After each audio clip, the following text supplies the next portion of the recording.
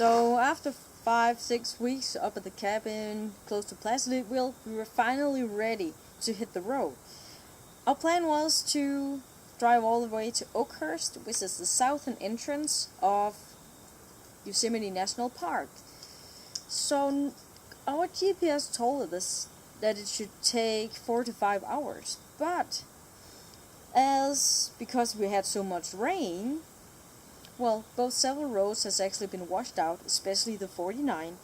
So we had to do actually a couple of detours before we made it. So instead of 4 to 5 hours, it took us 7 hours. And it got dark, it got cold. We even have to stop at the side of the road. And I have to run back and forth. But, well, finally we came to Mike Gainer's place.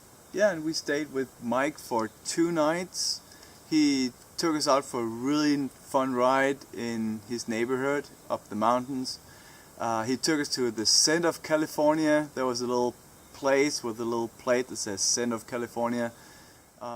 We're here in the center, exact center of California. North Fork, California is the closest town that we have. We have ridden out of Oakhurst, which is the south entrance of Yosemite National Park. And right here you can see they've set up a marker where they've actually measured it. He also took us up the mountainside on a really cool road to a viewpoint over Mammoth Pool Reservoir.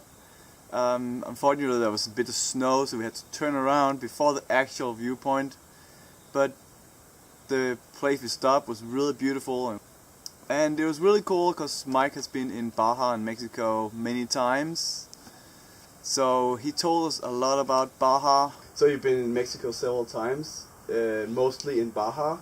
Yes. And could you tell us a little bit about your feeling about Mexico, and do you think it's safe or is it unsafe in Mexico? I would, in my opinion, Mexico is safer than California when it comes to safety to people, or if you're in any kind of distress with your vehicles, people will stop, offer you water, try and get your car fixed to get you along the way. They're some of the best people in the world down, especially in Baja, because it's such a barren land. Everybody has to watch out for everybody. So I don't see you having any problems but good times in Baja. Okay, if you could give like one good advice for other people and us that are going to Baja and Mexico. Always treat the people with respect, and they'll respect you. Don't treat it like it's a third world country and that you have any kind of right to cross into people's property or anything else. It would be my guess would be to treat it like you would your own home country. Okay, thank you very much, and thank you so much for having us. Oh, it was so awesome. I wish you guys could have stayed some more. So one thing that we really took with us was to respect other people, respect the locals, and treat other people like we wanted to be treated. So that's the thing we take with us. Well, from Mike's place, we cut across California from east to west and drove to the small town called Solvang. Hi, we're in Solvang today.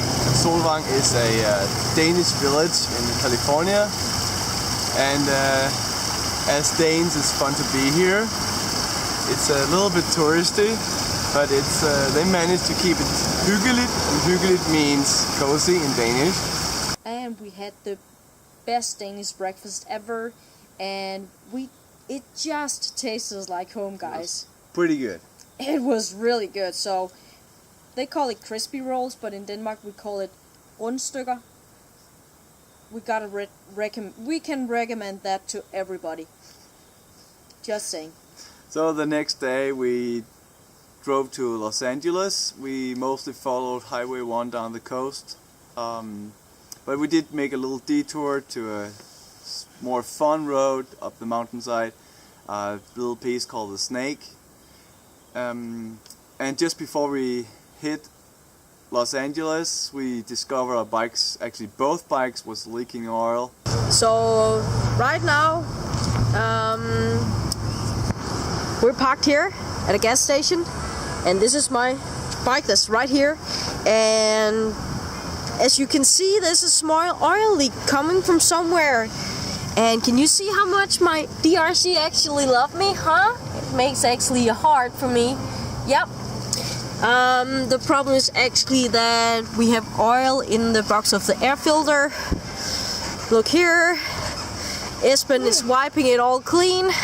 Then we went into Los Angeles and experienced real Los Angeles rush hour traffic. It was interesting, but we got through it, and we got to our friend Kitty's place.